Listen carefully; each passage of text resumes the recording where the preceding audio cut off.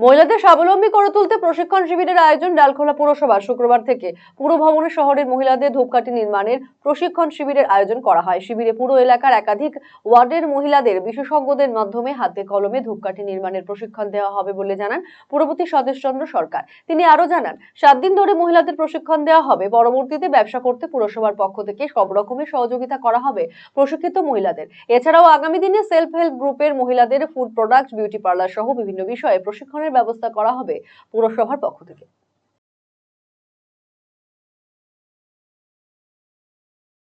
এগুলো হচ্ছে এসএসজি গ্রুপের মহিলা। এরা আমরা উদ্যোগ নিয়েছি এসএসজির যত গ্রুপ আছে তাদের পার্ট করে ছোটোখাটো হস্তশিল্পের মাধ্যমে এদের জীবনযাত্রার মানকে উন্নত করার জন্য আমরা ডালখোলা পৌরসভা কাজ করছে। তারই অঙ্গ হিসাবে এই মহিলাদের ধূপকাঠি বানানোর ট্রেনিং দেওয়া হচ্ছে।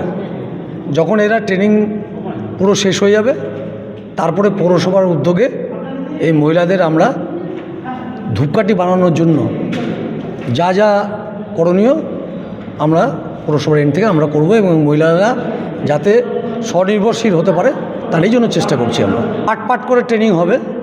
ফার্স্টে 20 দিন এরকম করে ট্রেনিং হবে। এই ভবিষ্যৎ আছে ধূপকাঠিগুলো ট্রেনিংয়ে পাওয়ার পর এরা প্যাকেজিংয়ে যাবে এবং প্যাকেজিং করে বাড়ি বাড়ি দোকান এরা বিক্রি করবে।